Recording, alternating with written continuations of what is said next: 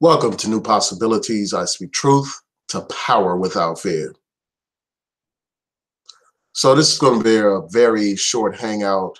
I just had to talk about this story. I will include links to these particular articles that I reference in this video so that you can read the articles for yourself and get more details about this situation. So if you can bear with me, I'm going to share my screen.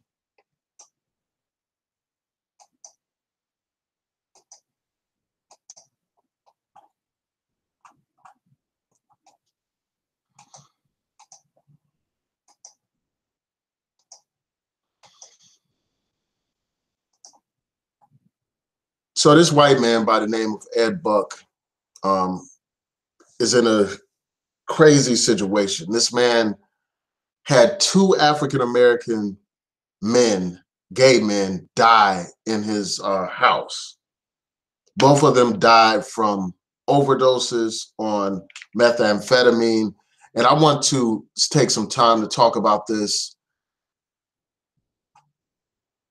They died under suspicious circumstances. And then you have a third man who came to the Daily Mail to report that he thinks that he would have been like another one of Ed Buck's victims.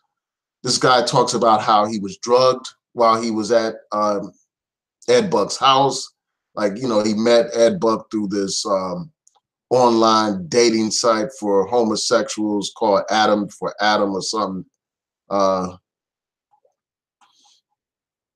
And he basically talked about how his Gatorade was spiked. And then, you know, this guy asked him to use methamphetamine, you know, to actually inject methamphetamine. So let me just show you some images. You know, this is this man by the name of Jermaine Gagnon. He says that, you know, he was lured to this guy's apartment. They met on this gay website. And, you know, these are images of Ed Buck. And, you know, one thing that's very odd about this situation is this guy is a Democratic donor. You know, he's donated to Hillary Clinton during her 2016 presidential campaign. He's also donated to someone else that was running for governor of California. So this man is a prominent person within the Democratic Party, but yet and still he's somebody that is, it looks like he's targeting black men, gay black men. Now I'm going to show you this report that I saw on NBC, which goes into more detail about him targeting people.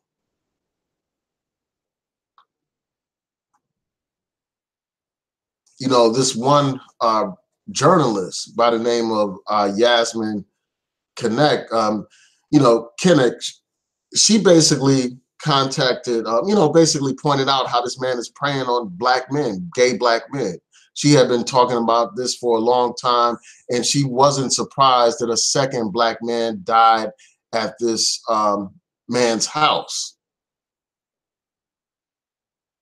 Like back in late July, she said this: if another young gay black man overdoses or worse dies at Democratic donor Ed Buck's apartment, it's going to be the fault of the sheriff's department and the LA district attorney for not stopping him when they had an opportunity to do so. Because you had a young black man by the name of Jamel Moore, 26 years old, die at this man's house. And then also this guy, Jamel Moore, actually kept a journal where he talked about his experience, where he talked about this guy basically trying to get him hooked on methamphetamine. So I'm going to go through like some of the points in this particular article and then close out with some commentary. You know, so this article mentions that in 2017, Jamel Moore died from a methamphetamine overdose in Buck's apartment. And then recently, a 50-year-old man by the name of Timothy Dean died under similar circumstances. So you got two dead black men in this person's house. And this person is still walking around free. This person has not faced any kind of charges as of yet. And you have a situation where it's raising all kinds of eyebrows. You know, the fact that you got two people dying in your house, that is not a coincidence. that is more likely than not a crime being committed, black men being targeted. So I'm going to go into some more detail in this particular article. So this particular journalist reached out to Moore's friends and family, and they discovered a journal which talked about his experiences, and it talked about how basically this guy Ed Buck got him hooked on meth and drugged him against his will. You know, this article talks about how this man basically preys upon poor gay black men, you know, promising them drugs, you know, asking them to inject themselves, saying that he would pay them if they inject themselves. So this journalist conducted interviews. She said she had first-hand sources, you know, where these men said that they went to Buck's apartment for paid sex and drugs. Several of them said that Buck offered them money for a chance to administer an injection of crystal methamphetamine. You know, so this man is paying black men so that he can inject them with methamphetamine to get them addicted to methamphetamine. And it's no coincidence that you had these two black men dying in this man's house. So I'm going to continue going through this article.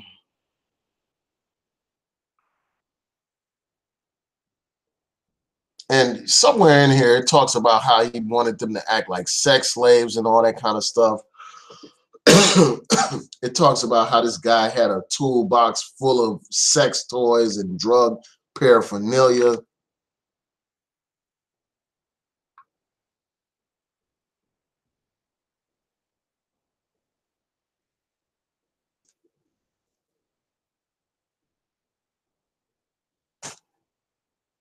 And then this guy is, you know, through his attorney is just claiming like he was a, you know, that this guy, you know, that these people were just on drugs and it's just on them basically.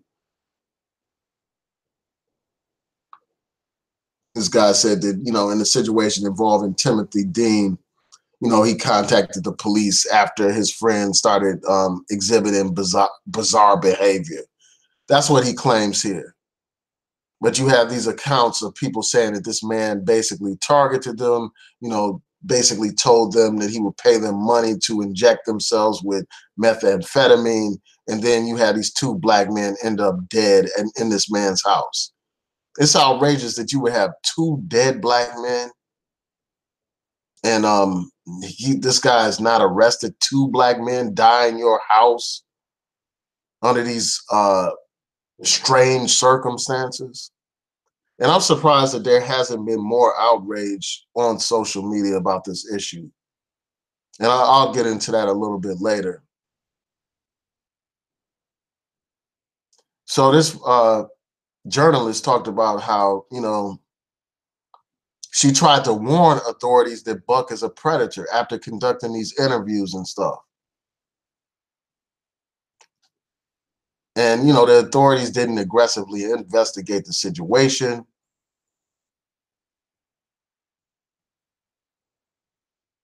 You know, and they just ruled, you know, the guy Jamel Moore's death as just an accidental overdose on crystal methamphetamine. But here you have this man basically exploiting these poor black men who are, a lot of them are sex workers from what I understand in this article.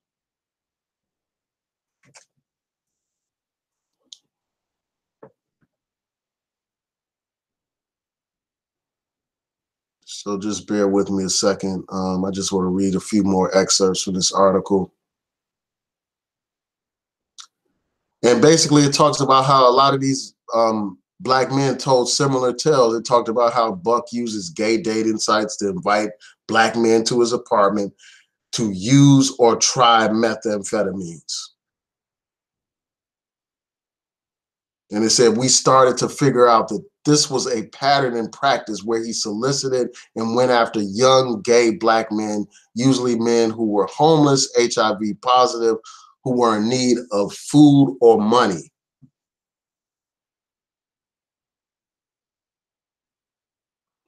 And, you know, this woman, Cannick basically talked about how she conducted in-person interviews.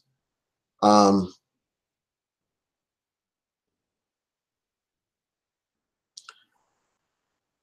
she also pointed out how not all of these men were on drugs when they met Ed Buck, but Ed Buck got them on drugs.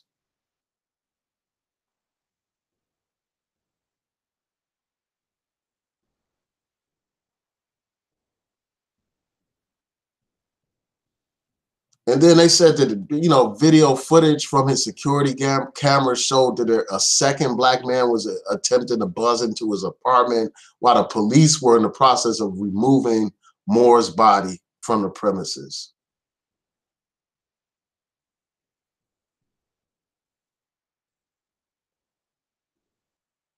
And then this report cites this journal where it talks about how, you know, this guy, Jamil Moore, ended up back at Ed Buck's house, and he ended up being manipulated into injecting himself with methamphetamine.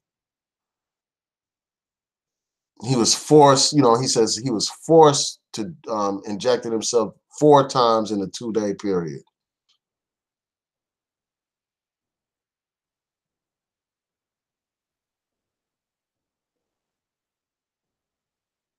And then this article cites another black man where, you know, that basically says that Buck paid him $500 to inject himself with meth.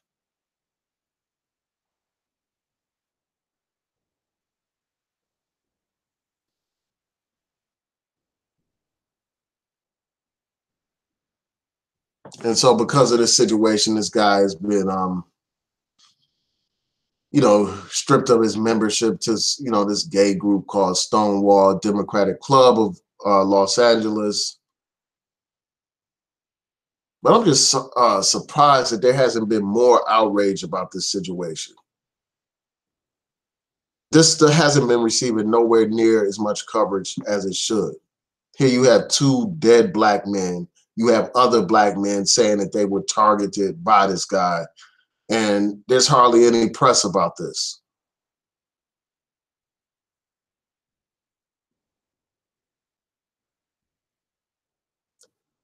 And, you know, someone else pointed out how there's a larger story that people aren't looking at. It's really about money, power, race play. And that's the underground thing that people aren't talking about. He's forcibly giving people lethal injection of drugs in exchange for money. That's what this reporter says.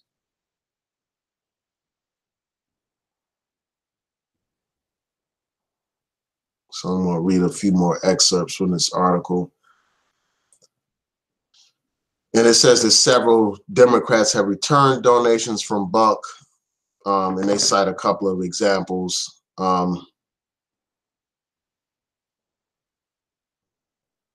Yeah, so this situation is outrageous. I think that something like this should receive just as much attention as the situation involving R. Kelly.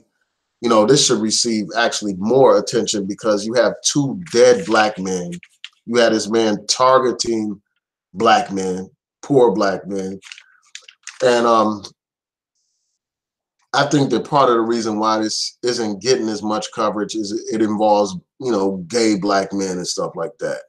And I think that also, you know, the media is pretty liberal, you know, so I don't think that they like to have, you know, this image of this Democratic donor being put out here, and, you know, these negative images of liberals. So because of that, I think that that's part of the reason why this isn't getting as much coverage as it should. But this should be something that is brought to the forefront in the media. You know, of course, there are articles like these articles that I'm reading right now. But yesterday I was watching the Today Show. I've been watching, you know, I regularly watch that show. I watched CNN regularly, but I haven't seen many reports on that. And this is a shame, man. Here you got 2 black men. You got a guy that's allegedly engaging in predatory behavior, targeting poor black men. And this raises, you know, some other points as well. You know, often people think that somehow because someone has sex with someone or someone's in a quote unquote relationship with someone of another race, that somehow that means that they're not racist. You know, and again, this is another reminder that sex does not negate racism. This guy is obviously targeting black men to get them hooked on drugs and possibly to literally kill them intentionally. And, you know, I hope that there's a thorough investigation of this. And I hope that this man is brought to justice for killing these brothers. You know, it's irrelevant, you know, what kind of, you know, sexual orientation these people have. It's irrelevant, you know, that this, you know, that they happen to be with this white guy. These men deserve justice. You know, their lives were taken from them. You know, they were hooked on drugs by this guy. This guy is preying upon poor people and, you know, giving these people money in exchange for them injecting themselves with drugs. So this story is outrageous. I will continue to follow it. I will provide updates as there are new developments in this situation. And I'm really interested in hearing from you. I want to know what you think about this story. And I'm going to check in to see if what people are saying before I close out. Let me stop sharing my screen for a second.